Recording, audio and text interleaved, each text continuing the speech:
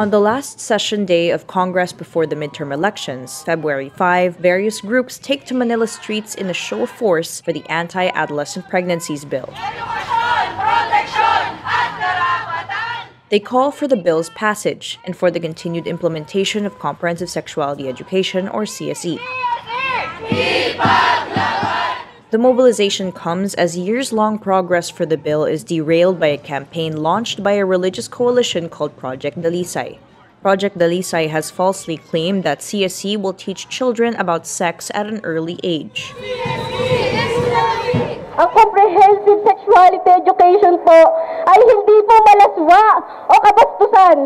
Ito po ay developmentally appropriate at culturally sensitive. Kaya noon ako ay naniniwala, hindi na po dapat makaranas pa ng pang-aabuso ang ating mga kabataan para lamang o bago lamang makatanggap ng tamang impormasyon at programang tutugon sa kanilang sexual na pangkalusugan. The bill seeks to protect Filipino children amid a national emergency of adolescent pregnancies in the country. The Philippine Statistics Authority recorded a live birth from a mother as young as 9 years old in 2023. Parents were part of the crowd, which advocates estimate to be around 500. Gloria Lapicero says the reason why she married and had children early herself was because she was not well informed about sexuality growing up. She says that children will often turn to their friends or social media for information. Dapat tayong matatanda, tayong mga magulang ay magising na ang ating mga anak ay turuan natin tungkol sa kanilang sexualidad, ang kanilang karapatan na proteksyonan ang kanilang mga sarili sa karahasan na nangyayari sa looban o sa labas ng bahay.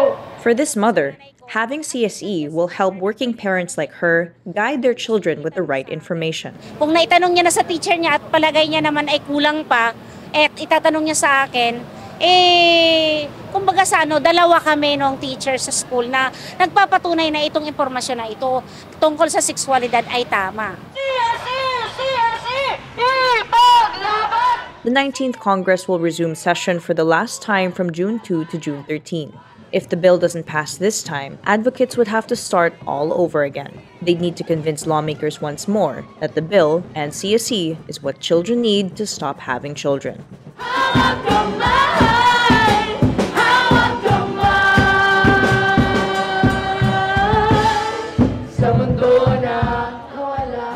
Michelle Abad Rappler, Manila.